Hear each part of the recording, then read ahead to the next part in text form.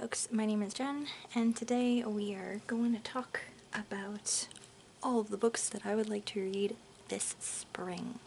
So for me, I count the spring seasons in my TBR as March, April, and May, so these are all the books that I'd like to read over the next 3 months. As far as how I did keeping up with my actual TBR for the winter, we'll talk about that when I do my February wrap-up. But at the moment I've got 2 big stacks right here, so we will just chit-chat about these guys. So at first I've got this stack right here, which are books that I need to get to based on certain things that I want to read per month. I'd like to try to read a classic per month, a nonfiction per month, and then I'd also like to try to get through one of my Nightstand of Shame books, and I also have some books left over from the Banned Book Challenge that I was trying to complete last year, have rolled over into this year that I still like to complete. So this is stack 1. First up, I have 3 books from my Nightstand of Shame, and all of these are not in any particular order really where I'd like to get them done within the seasons. Within the next 3 months, it's just trying to make life easier on myself by saying I want to get 1 done per month. So I have these 3 books here. The first up is a book that is from my childhood actually. I read this a whole bunch when I was a kid, and I started reading it either last year or the year before, I think for middle grade March, and then I just never finished it, and it ended up on my Nightstand of Shame. So I would like to just finish this book. It's not that long. It is Maniac McGee by Jerry Spinelli. This is a story about a boy who he was orphaned and then grew up with his aunt and uncle who constantly fought over everything all the time and would not really speak to each other, and eventually, as the legend goes, it drove him crazy and he ran away from home and kind of made his home in the neighborhoods he came across, first within a black neighborhood and then within a white neighborhood, and he worked really hard to try to bring the 2 sides of this city together. So this is the legend of this boy who just kept running and really made a difference in the lives of kids in this particular city where he grew up. So I loved this book when I was a kid, and I really need to finish reading this, finish my reread. So that's one of the Nightstand of Shame books. The other one is Time After Time by Mickey Daughtry. I started reading this last spring and did not get all the way through it. This is a wibbly-wobbly, timey-wimey kind of story. One part of it takes place in the present day with a young girl who ends up using her college fund that she had inherited from her grandmother. She ends up using it to purchase this Victorian house that she loves, and she ends up coming across a classmate from her college who is also drawn to the house and asks her to help her renovate the place. And this is also interconnected with a story of 2 women in, I believe, the 1920s who were in love with each other, but because it was the 1920s, could not be together. So this sounds like this might be wibbly-wobbly, timey-wimey, or reincarnation, or something along those lines. I did not get that far into it, just because I had a hard time reading the point of view of one of the characters. But yeah, I'm hoping to actually finish getting through this book. And then the last of the Nightstand of Shame books is My Fine Fellow by Jenica Cohen, and this is a gender-swapped, slightly different version of My Fair Lady. This is about two women who desperately want to make a difference in the culinary world, but are not really being given chances to do so because of their gender, and about a poverty-stricken Jewish boy on the streets that they take in and kind of try to pass off as their representative for their cuisines. So yeah, slight culinary take on My Fair Lady and also gender swapped. This was pretty good. I just ended up putting it down and never picking it up again. So yeah, I want to finish reading this, and I figured these felt very spring-like. Then I have the books from my book ban challenge of last year that I was trying to complete that I didn't get around to. So first up, I really need to finish reading Lady Chatterley's Lover by D.H. Lawrence. This is about a young woman who she has been married to this guy for, I forget how many years, but in World War One, he did get injured and now he is paralyzed, and their marriage has suffered and not suffered at the same time. It's just changed a lot, and she finds herself both kind of needing to be his caretaker and wanting to be his caretaker, but also wanting more. And he wants an heir for his estate because he's from a noble family, but because of his condition he doesn't think that he can make that happen, and he's kind of like, hey, maybe you should sleep with someone so we can have an heir. So she sets her eyes on the caretaker of their land. So this caused a big stir back in the day, which is why it what is a banned book fairly often. Yeah, I got not too far into it, and I really need to finish reading it. And then the next book is going to be a struggle, but I'm going to try my darndest to get through it anyway, and that is The Handmaid's Tale by Margaret Atwood. Oftentimes people might read this in school unless your school bans it, I guess. My school, I was never assigned this, but I knew people who had read it, and of course it's blown up with the show and everything over the past several years, and the relevance to current society. This is about a dystopian society in which women are kind of owned by men, but it's very specific men. There's also, everybody in the society has a specific place, and it's all like these rich leaders and stuff like that seem to be on the top, but unfortunately a lot of them, their wives have been unable to bear children, so they end up, some of the women who are not with the men who are in power, they have different specific roles that they have to abide by, and one particular role in the society is the handmaid, and they are women that reside in these houses and are specifically there to bear children for these rich families.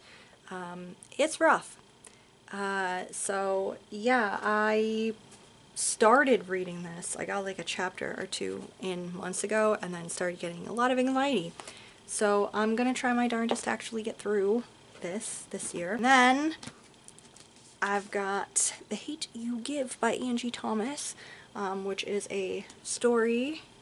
Of course, everyone probably knows it by now. I'm really late to the game, but it is about Star, and Star kind of has her foot in each world, essentially. She has her very diverse neighborhood and family and friends the community she is a part of, but then she also has a place in the community of her mostly white prep school that she attends, and she's kind of balancing these two parts of her identity a little bit, and then she ends up connecting with a childhood friend, and unfortunately when they are, I believe, driving home. They are pulled over by the police, and her friend is shot by the police. So she is a witness to that, and that basically changes everything. This, you know, is an award-winning book, was adapted into a movie. It's been part of a whole movement. I have wanted to read it, but also have been putting it off because I know how emotionally rough this book is going to be, but I really want to read it. And I thought that the timing with this is good for one of the nonfiction books that I have, that I want to get through this spring as well. Speaking of the nonfiction books, the one that I want to get through this spring, one of them is Between the World and Me by Ta-Nehisi Coates. Yes, 2 of these nonfiction books are rolling over from winter into spring because I did not read them. Did I even read any nonfiction?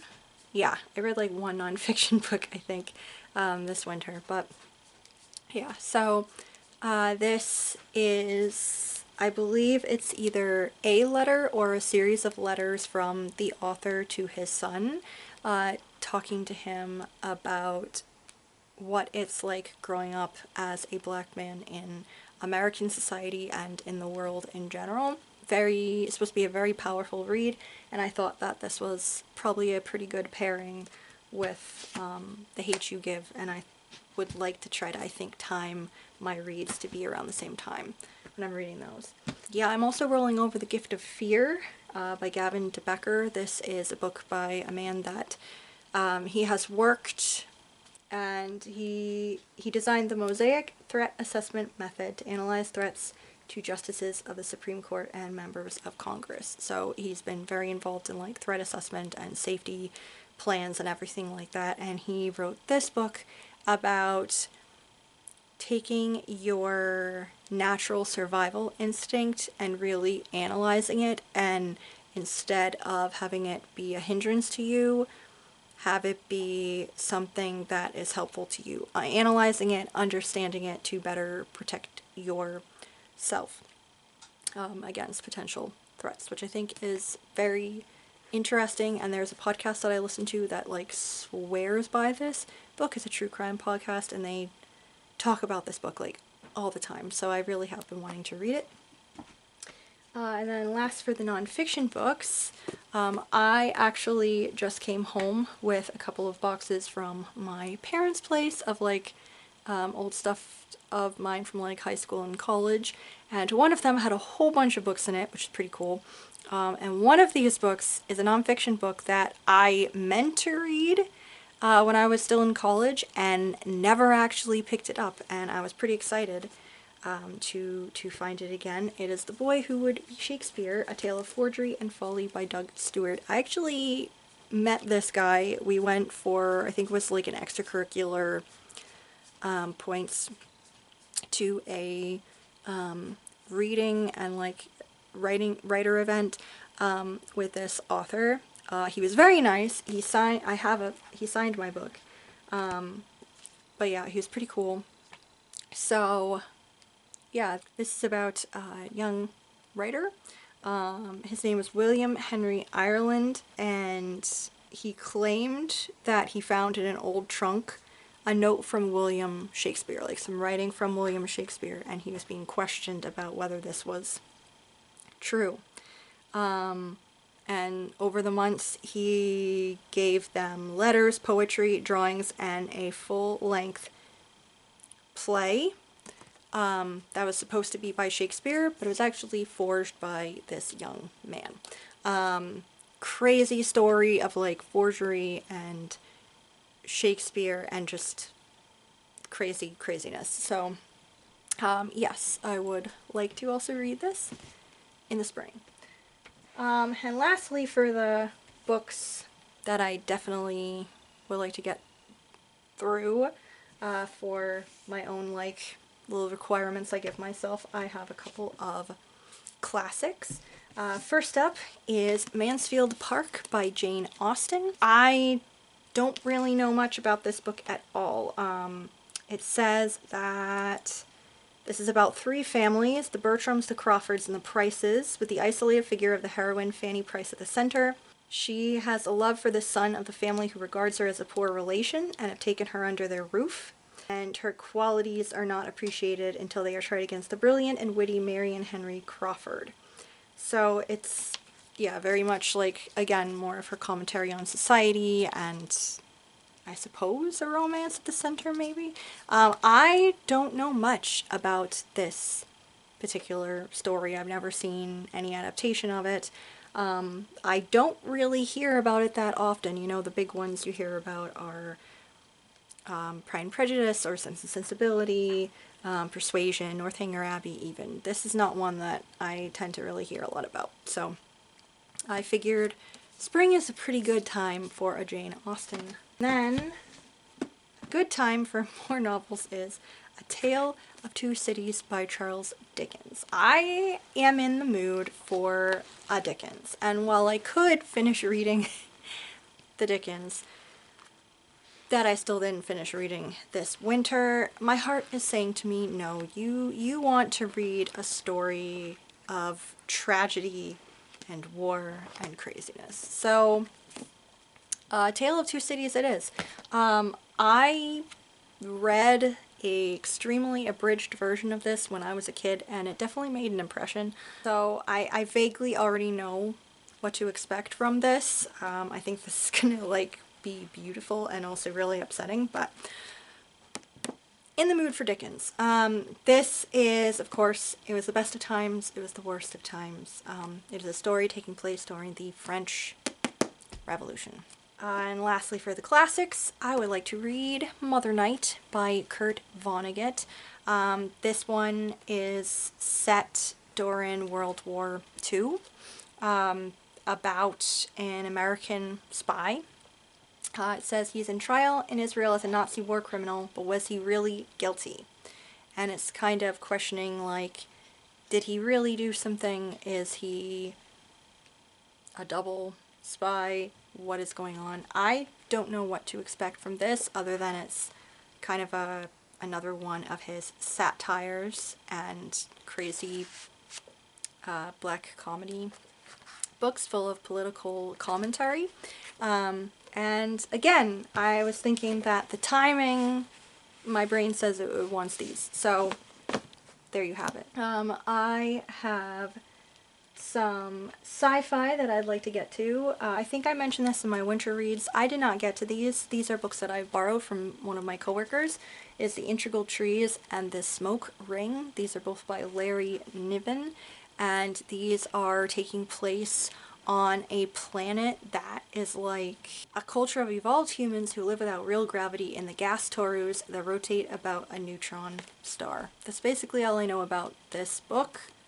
Either book, and I think I'm kind of okay with that. I have a really hard time with sci-fi, but this sounded like such an interesting concept that I'm hoping that I'll actually be really into these two. So we have our annual get-together we do every year, and I usually try to bring a couple of books with me. I'm thinking that I would like to bring this trilogy with me on that trip. I might end up changing my mind when it comes down to it, but I'm feeling like these are the ones that I might want to bring with me to read.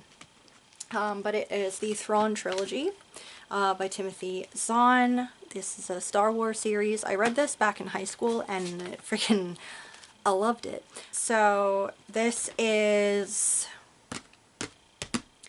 canon, or was considered canon prior to J.J. Abrams' monstrosity. So, but in my heart, they are still canon. So the first up is Heir to the Empire, and this is 5 years after Darth Vader and the Empire were basically defeated, and Luke Skywalker has gone off across the stars to search for more promising people to train as Jedi so that the Jedis don't die out, basically. So he's off doing that. Meanwhile, Leia and Han are together. I believe Leia is expecting, and Leia has been doing a little bit of training in using the Force, and her and Han are getting kind of pulled into a little bit of the political intrigue of trying to actually rebuild the Rebel Alliance into an actual government again. Chewie, of course, is involved.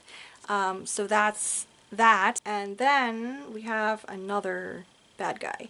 One of the last of the Emperor's warlords. His name is Grand Admiral Thrawn.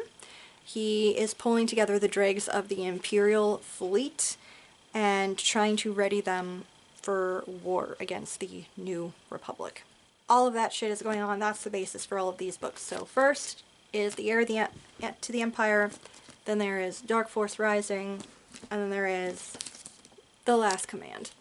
I've got some fantasy that I would like to get through as well, and then I've got, yeah, we'll talk about the fantasy first. I have another trilogy I want to get through, and that is Shades of Magic trilogy by V.E. Schwab. So I'm rolling this over from the winter because I did not get to them. Because basically the whole of the winter I was distracted by romance novels. So I did not get a lot of reading done of other books that I wanted to get through. So yeah, I want to do a reread of Darker Shade of Magic for, I think, the 4th or 5th time, basically. I always seem to get through this book, love it so much, and then never manage to get through the other two, so hopefully that'll change this time. This is set in a world in which there are several Londons. It is mainly set in Red London, where our character, Kel, exists. He is the Red Traveler. He has the ability to use blood magic to travel between the Londons. There is also Grey London, which is devoid of magic. It is basically our version of London. The Mad King, George III, exists there. And then there is also White London, which is washed out and suffering after a terrible war. It's slowly being drained of all its magic. And then you have Black London, which people talk about in whispers. Nobody talks about it for the most part. It once existed and then it was closed off. Kel, besides being able to travel between the worlds, is like an emissary for the royal family of Red London, of which he was adopted. He also has a side hustle as a smuggler, and he at one point finds an artifact that is from Black London, which should not exist. This artifact should not exist. He ends up at one point fleeing to Grey London and banging into Delilah Bard, who is a thief who dreams of being a pirate, and shenanigans ensue. This is so much fun. So I need to give a reread of that, and then move on to A Gathering of Shadows, Book 2, and then Book 3, A Conjuring of Light. And then I have this sequel to The Never Tilting World, which was a book that I read a couple of years ago and really liked it. Actually enjoyed it a lot more than I thought I was going to.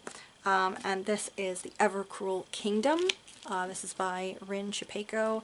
The first book, Never Tilting World, takes place on a planet which doesn't tilt anymore.